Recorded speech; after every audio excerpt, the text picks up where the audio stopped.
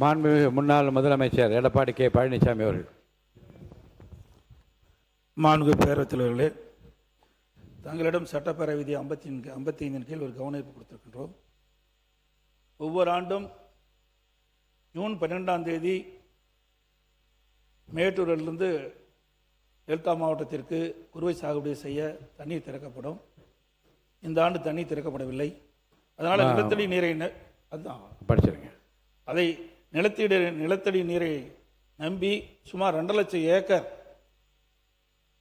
விவசாயிகள் குறுவை சாகுபடி செய்தார்கள். அதில் 1 லட்சம் ஏக்கர் தண்ணி இல்லாமல் காய்ந்து. மாண்பு உறுப்பினர், நீங்கள் வந்து அறிவிப்பு கொடுத்திருக்கின்றீர்கள். அரசிடமிருந்து இன்னும் பதில் வரல. என்னன்னா நீங்கள் விளக்கமாக சொல்ல இருங்க, ஒன்று சொல்லிடுறேன்.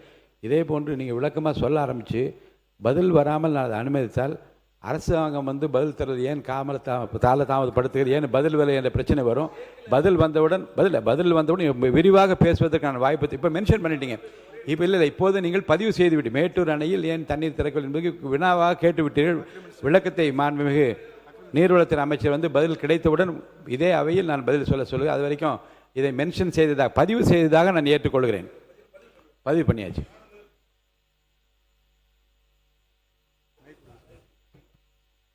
மாண்புமிகு உறுப்பினர்.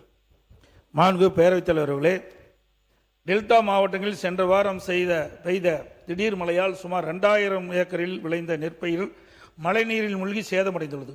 மேலும் நேரடி நெல் கொள்முதல் நிலையத்தில் திறந்த வெளியில் அடுக்கி வைக்கப்பட்டிருந்த நெல் மூட்டைகள் மழையால் நனைந்து முளையிட்டுள்ளது. ஆகவே இது 2 குறித்து அரசுடைய கவனத்திற்கு கொண்டு வருகின்றேன். இதை பதிவு செய்து கொள்கிறோம். அறிவிப்புக்கு அமைச்சரவரிடமிருந்து அரசிடமிருந்து பதில் வந்தோடு விரிவாக விவாதிப்பதற்கு நான் அனுமதி அளிப்பேன். இதோடு மென்ஷன் பண்ணியது போது இன்றைக்கு 13 உறுப்பினர்கள் பேச வேண்டாம். 6 மானிய கோரிக்கைகள்